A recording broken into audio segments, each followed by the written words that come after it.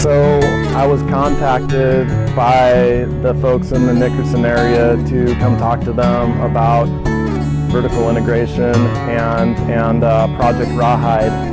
And not only was I very sympathetic with the people, everyday folks, just like the people like myself, the people that I grew up with, that were very concerned about how a mega multinational company in partnership with a meat packer, what the consequences of this could be in their community. I mean, we're talking a 344 barns, a massive poultry processing facility, which would be 14,792,000 chickens at once in northeast Nebraska.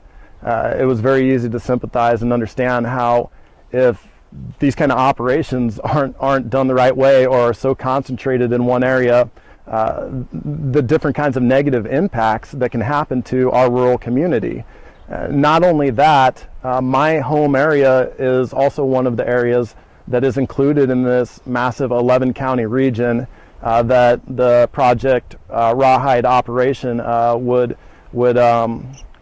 be laid out over. So for me, it also is my home and very personal, and so naturally, if there was a way that I would be able to help the folks in northeast Nebraska, I wanted to do whatever I could to be a part of making sure that all questions are answered, that we have proper education in place, and that people are hearing the entire story and not just, major multinational and a meat packer that has a kind of half not so good reputation and history in the business already, and that would be the Kreider folks that I'm talking about specifically. We have some of the best land in the world, and it's taken care of by some of the best people that I've ever known. And when you start dealing with vertical integration led by multinational meat packers and multinational companies, the first thing that I become concerned with is all my friends and my neighbors that are involved in the agricultural industry, particularly the farmer, the people that I was raised closest to, people that are my family and my best friends.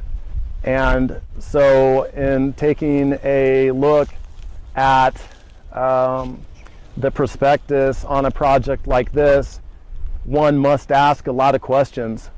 Is the farmer, or essentially the contract grower, because these are not real independent family farmers, are the people that we love that are going to be moving into the contract grower situation, are they being taken care of? Are they being protected the way that they should? Do they have to pick up the liability for environmental damages, as a lot of these multinational companies tend to do? Anybody in this area that is going to be a contract grower is somebody that I consider family, whether we know it or not.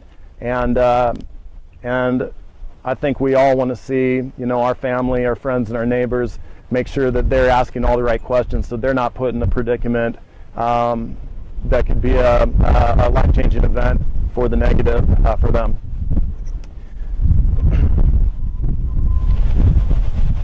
Costco has been able to hold a positive public perception as trying to be a company that is trying to do the right things.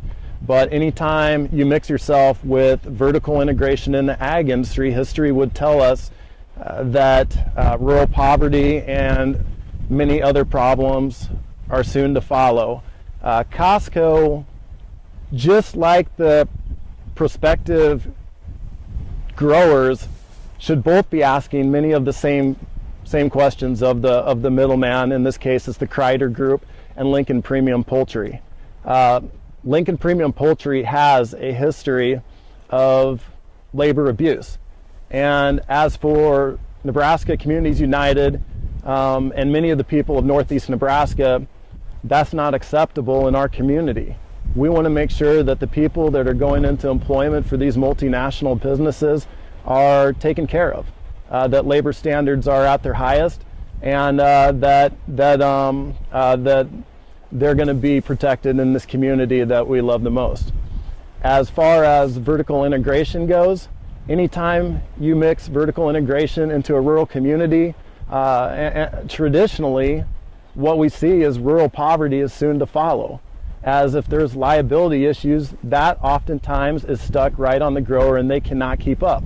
As advancements are made, as new laws are enacted that change the way that folks grow in the future, a lot of these expenses fall on the farmer. As we looked at the prospectus offered by the multinational groups that are trying to move into our community, these costs were not quantified.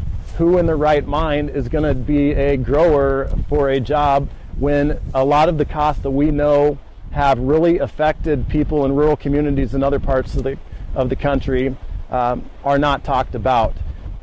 With vertical integration, also a lot of times when you concentrate so much agricultural industry into one area, you can see runoff, which lead to water issues.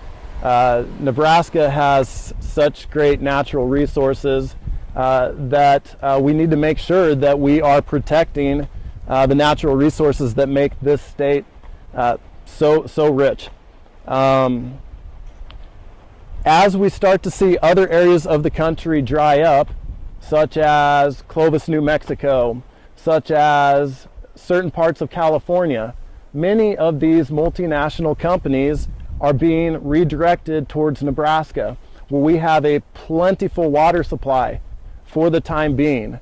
As people that will continue to live in the communities of rural Nebraska, we have to stand up and make sure that every single precaution humanly possible is taken into account as we're protecting our water and land for the future generations. These issues have not been addressed in these conversations, just as the true issues with liability and more in-depth look at the costs that would be put on to the grower. So in my opinion, there's probably better ways we can go about moving large quantities of foods into our rural areas, but also into our neighboring urban areas. And I think we should be taking a look at some of those as well, as not to concentrate too much wealth into one company. One of my biggest concerns about vertically integrated agriculture is, and what that actually is, it's when one company, one multinational,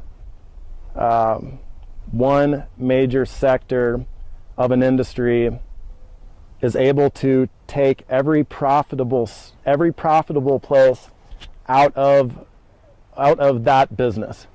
For example, in the case of vertically integrated agriculture, that means that the big companies come into our state and they take a job that was once profitable for an independent family farmer, and they take the profits of that section while putting the risk on these folks. Then they also get the profits from the processing, and then also the profits on the sale from the retailer. The job of the farmer and the rancher is to grow and raise our food with care. So the best product that comes from this land is able to feed people across the state and this nation. It is not in the best interest of us to go down a route in which one company or one industry controls every profitable sector. All that does is lead to less middle-class jobs, and farming and agriculture has been the backbone of Nebraska's middle class for all these years. Why would we want to change that?